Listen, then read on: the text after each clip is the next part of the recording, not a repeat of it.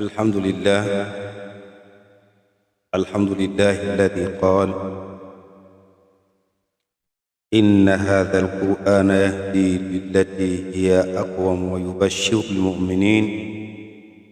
ويبشر المؤمنين الذين يعملون الصالحات أن لهم أجرا كبيرا. ثم الصلاة والسلام على سيد المرسلين وإمام المتقين هو سيدنا محمد صلى الله عليه وسلم. Amma baada ya kumshukuru Mwenyezi Mungu na kumtakia rehema Bwana Mtume sallallahu alayhi wasallam, leo kwa mara nyingine tena, ndugu zangu watazamaji, tutazungumzia kuhusiana na swala zima la ulevi, kwa kuwa tulizungumzia kicking the habit, kuhusiana na kuachana na tabia, kicking habit of the intoxicant, tabia ya ulevi ya kunywa. Na leo tutazungumzia kuhusiana na Uislamu au sheria inadili vipi na jambo hili. Kwa hivyo tutazungumzia kuhusiana na ulevi.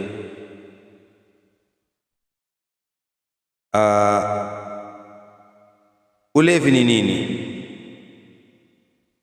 Anasema mwanazuoni huyu mkubwa kabisa,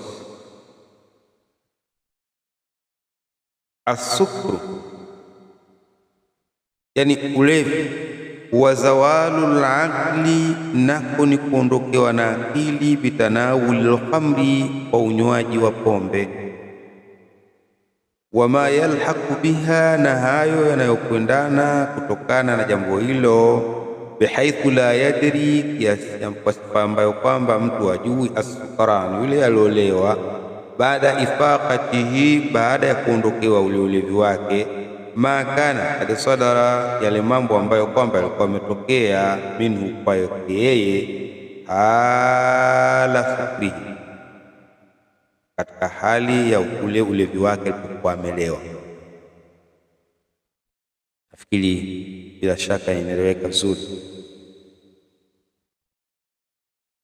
Yani ulevi maana yake ni kuondokewa na akili kwa unywaji wa pombe, wama yalhaqu bi, naye yanayofanana na kukaa na pombe,